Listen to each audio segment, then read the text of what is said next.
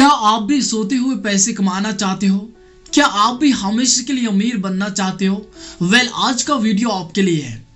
Robert Kiyosaki के दौरे में लिखी गई रिच डैड पुअर डैड एक ऐसी बुक मानी जाती है जो कि आज की डेट में हर किसी स्टूडेंट को पढ़नी चाहिए, क्योंकि यही बुक आपको सिखाती है पैसे बनाने का सही फॉर्मूला। तो चलो जानते हैं आपकी जिंदगी बदलने वाली कहानी सब्जा राज मोटिवेशन की जुबानी में। तो माय डियर समरी स्टार्ट होती है रॉबर्ट कियोसाकी से।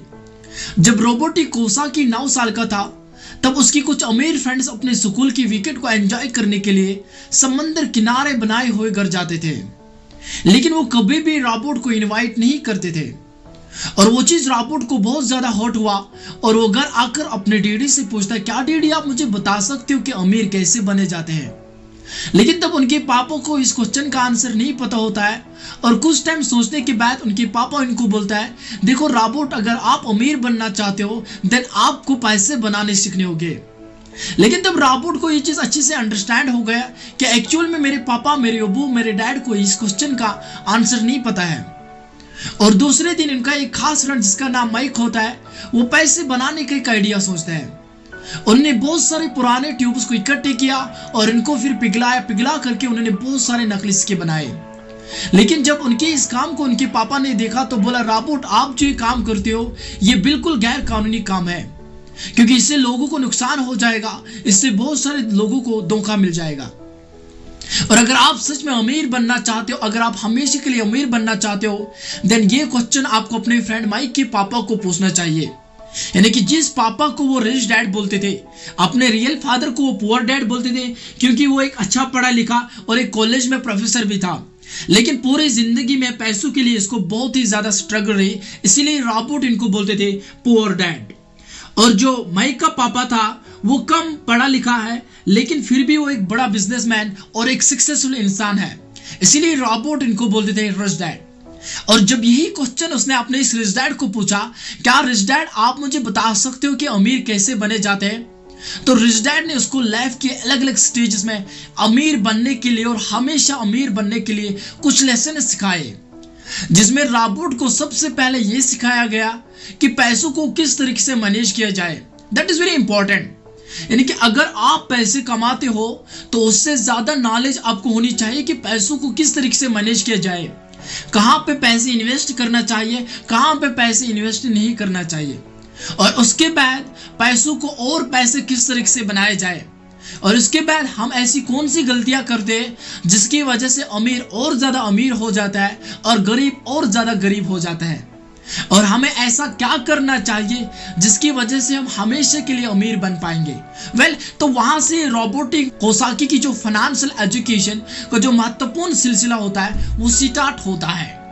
Now we will discuss rich dad poor dad का chapter number 1, that is rich people do not work for money. यानी कि जो अमीर लोग होते हैं वो कभी भी पैसों के लिए काम नहीं करते हैं, बल्कि पैसा खुद उनके लिए काम करता है। तो रॉबर्ट इस लेसन में ये बताता है कि आजकल के अक्सर स्टूडेंट्स रैट रेस के अंदर फंसे हुए हैं। यानी कि वो अच्छी खासी पढ़ाई करते हैं, वो अच्छी खासी डिप्लोमा हासिल करते हैं, बड़ी बड़ी डिग्रियां हासिल करते हैं, और उसके बाद जब इनको फिर कहीं से ऑफर आता है वो तुरंत उस ऑफर को एक्सेप्ट करते हैं और उस ऑफर से अपने आप को शादी करते हैं, अपनी गाड़ी और अपने एक घर लेते हैं, और बाकी की पूरी जिंदगी से कमाए हुए पैसे अपने घर और गाड़ी का लोन चुकाते हुए निकालते हैं। जबकि इनको इस बात का एहसास होता है कि मेहनत तो वही सबसे ज्यादा करते हैं, लेकिन उनकी इस मेहनत का असली फायदा असल में कोई और उठाता है, और वो इस रैट रेस से बाहर निकलना चाहते हैं, लेकिन वो ये सोचते हैं कि हमारे समाज में इज्जत है, हमारे रिलेटिव्स, हमारे नेबर्स हमारे ऊपर हंसेंगे, जिसकी वजह से वो उसी प्रोसेस को रिपीट करते रहते हैं और हमेशा के लिए उनको पैसों के लिए काम करना पड़ता है। और जो अमीर लोग होते हैं वो कभी भी पैसों के लिए काम नहीं करते, बल्कि पैसा खुद उनके लिए काम करते हैं। You can see Mukesh Ambani, Ratan Tata, Elon Musk, Warren Buffett, Jack Ma, Bill gets.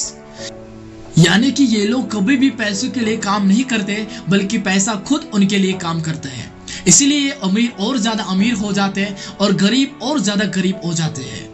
अब हम जानेंगे रिच डैड पुअर डैड का chapter number 2, that is financial education is very important. यानी कि इस लेसन में रॉबर्ट ये कहता है कि अगर आप जिंदगी में हमेशा के लिए अमीर बनना चाहते हो देन आपको अपने आप को फाइनेंशियल एजुकेशन के बारे में अवेयर करना चाहिए, यानी कि आपको फाइनेंशियल एजुकेशन के बारे में नॉलेज लेनी चाहिए। क्योंकि हमारे इंडिया का एजुकेशन सिस्टम कुछ इस तरीके से बनाया गया है कि हमें स्कूल के अंदर कभी भी ये नहीं बताया जाता कि भाई आप अमीर कैसे बन जाओगे, बल्कि स्कूल के अंदर हमें एक अच्छा खासा सर्वेंट बनने के लिए तैयार करते हैं। क्योंकि हमें स्कूल के अंदर ये बताया जाता है भाई आप अच्छी खासी मेहनत कर लो, हार्डवर्क कर लो, स्टडी कर लो और उसके बाद एक अच्छी खासी नौकरी ढूंढ लो। लेकिन अगर हम हकीकत में देखेंगे तो आज तक कोई भी नौकरी करने से अमीर नहीं बन पाया, बल्कि वो उसी रैट रेस के अंदर फंस जाता है। तो इसी रैट रेस से बाहर निकलने के लिए रिच डैड रॉबर्ट को एसेट्स और लायबिलिटीज के बारे में बताता है। यानी कि एसेट्स वो चीज होते हैं जो आपके लिए पैसे कमाते हैं, जैसे like land, goodwill, building, real estate, stock. मतलब आपकी कोई बिल्डिंग है, आपने उसको किराए पे दिया तो हर महीने उस बिल्डिंग से आपको पैसे आ रहे हैं, that will be your asset. और लायबिलिटी वो चीज होती है जो सिर्फ आपको खर्चे बढ़ाते हैं, जैसे लाइक आपने कोई गाड़ी खरीद लिया और उसको अपने गार्डन में रख दिया, दैट इज योर लायबिलिटी। सो अगर आप अमीर बनना चाहते हो, हमेशा के लिए अमीर बनना चाहते हो, तो आपको अपने एसेट्स बढ़ाने चाहिए और जितना आपसे पॉसिबल हो जाए, जितना आपसे मुमकिन हो जाए, उतनी कम आपको लायबिलिटी रखनी चाहिए।